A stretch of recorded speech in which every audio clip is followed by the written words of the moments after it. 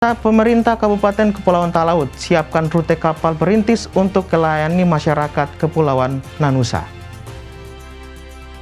Menyikapi keluhan warga yang ada di Kecamatan Nanusa dan Miangas terkait rute kapal perintis yang melayani warga di wilayah terluar Kepulauan Talaut, pemerintah daerah Kabupaten Talaut baru-baru telah melakukan pertemuan dengan Dinas Perhubungan Provinsi Sulawesi Utara terkait perubahan rute kapal yang melayani warga masyarakat yang ada di Miangas dan Kecamatan Nanusa.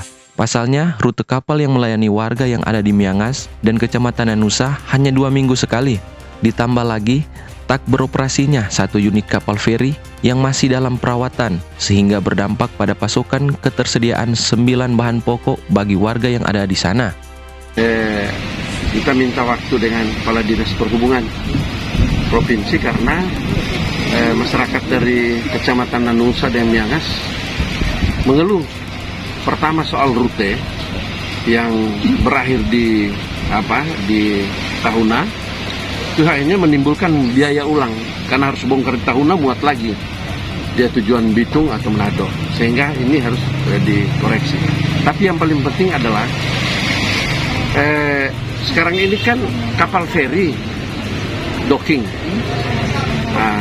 So 2 minggu tidak ada jadwal masuk docking, terus di sana tidak ada pelayanan. Kita tahu bersama bahwa kalau Nanusa, Miangas 2 minggu saja tidak ada transportasi, pasti masyarakat di sana sudah kesulitan 9 bahan pokok. Nah itu yang diminta, sehingga kemarin diputuskan kita ambil jadwal deviasi. Kapal yang selesai melayani rute Marore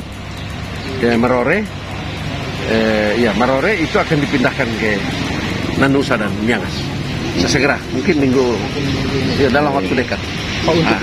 Dari hasil pertemuan dengan Dinas Perhubungan Provinsi Sulawesi Utara tersebut, telah disepakati perubahan rute kapal perintis untuk melayani warga yang ada di Miangas serta Kecamatan Nanusa. Dengan perubahan rute kapal ini, kiranya akan membantu pasokan ketersediaan 9 bahan pokok bagi warga yang ada di Miangas dan di pulau-pulau sekitarnya. Alfred Tumanung melaporkan untuk Kawanua TV.